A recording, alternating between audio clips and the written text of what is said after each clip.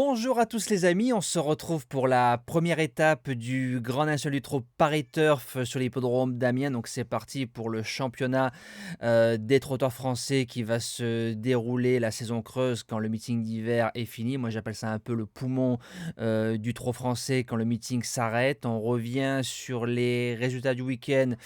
Alors on a manqué un petit peu de réussite. Voilà, samedi, j'ai pas fait le bon choix pour la 8e place, hein. Mon cheval en cas de non partant aurait donné tiercé, écarté, quinté dans la sélection, donc je ne l'ai pas eu.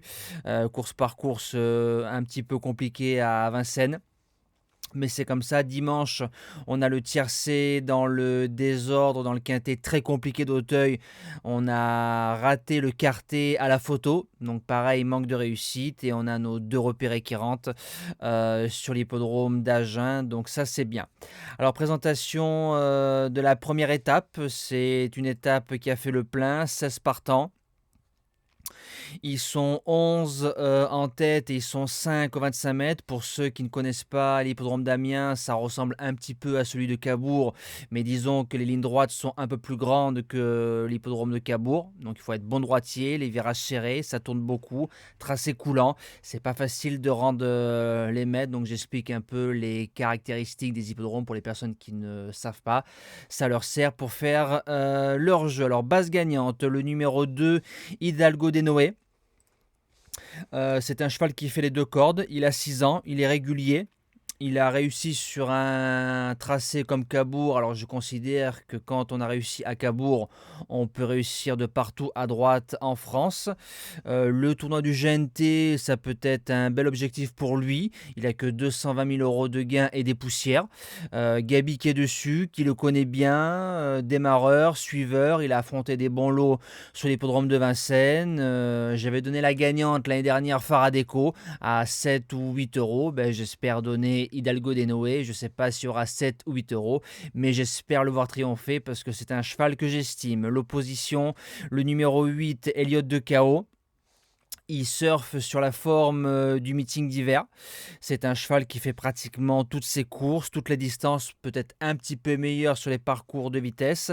A déjà réussi à droite, mais sur des grandes pistes. Alors Amiens, c'est des pistes, voilà, c'est une piste plus petite.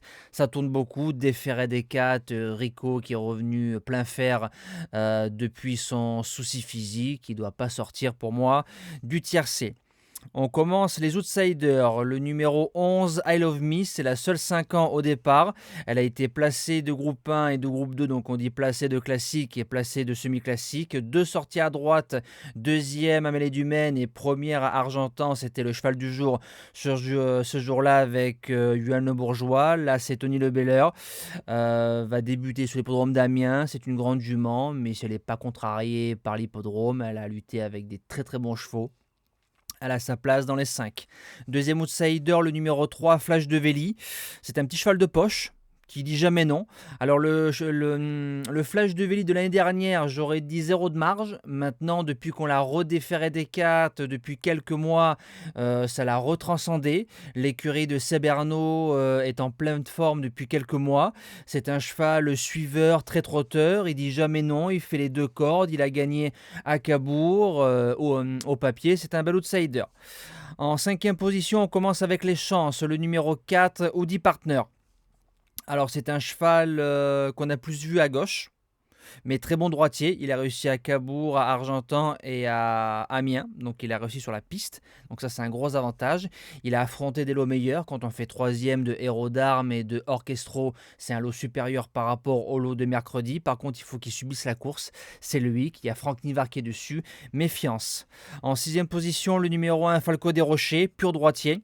Machine à trotter, voilà, il est régulier, il offre pas mal de garanties au papier. Maintenant, c'est un cheval qu'il faut préserver jusqu'aux 500-800 mètres. L'homme qui rentre de G qui est dessus, qui le connaît bien. Je l'ai gardé facilement pour les places. En 7e position, le numéro 10, Haribo du Loisir. Alors, le vrai Haribo du Loisir aurait une première chance. On a du mal à retrouver le cheval d'antan. Maintenant, les 2 dernières sorties sont bonnes.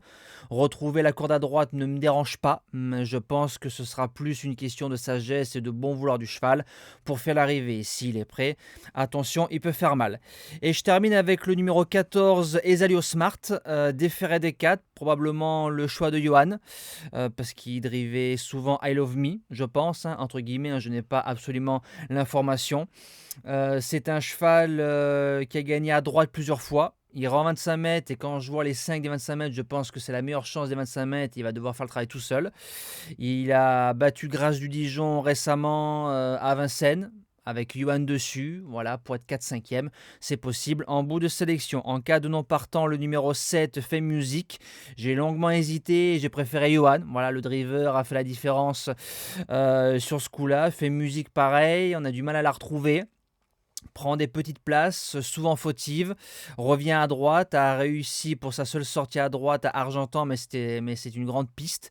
Voilà, pour les joueurs de longue, mettez-la, nous, elle rentrera en 8e position de la sélection s'il y a un non partant. Ben, je vous souhaite une belle étape du GNT, un bon quintet, et nous, on se dit à demain pour la réouverture de l'hippodrome de Saint-Cloud. On retrouvera les galopeurs. Bon quintet et bon jeu à tous.